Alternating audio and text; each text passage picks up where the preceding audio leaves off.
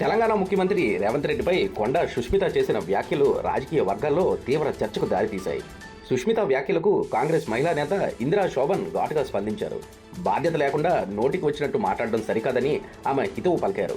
Party విధానాలను, party లైన్ను దాటే ముఖ్యమంత్రిపై విమర్శలు చేసే అధికారం సుష్మితకు ఎవరిచ్చారని ప్రశ్నించారు.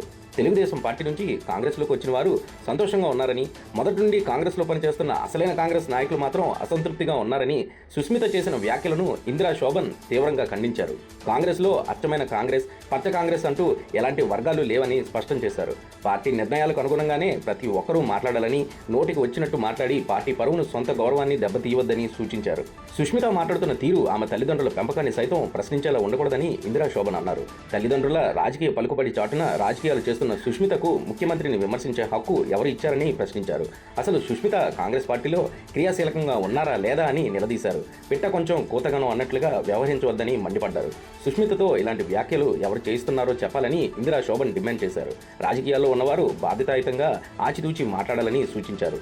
కుటుంబంలో ప్రతి ఒక్కరికి రాజకీయ పదవులు కావాలా అంటూ వ్యంగ్యాస్త్రాలు సంధించారు. సురేఖ అక్క కుమార్తె కావడంతోనే ఇప్పటికీ సుష్మితకు గౌరవం ఇస్తున్నామని వ్యాఖ్యానించారు. సుష్మిత వ్యవహార శైలి వల్ల కొండా సురేఖ సైతం తలదించుకోవాల్సిన పరిస్థితి వస్తుందని విమర్శించారు. సినిమాల్లో చెప్పే డైలాగులు రాజకీయాల్లో పనిచేయవని ఇందిరా శోభన్ అన్నారు. ముఖ్యమంత్రి రేవంత్ రెడ్డి కుటుంబ సభ్యులకు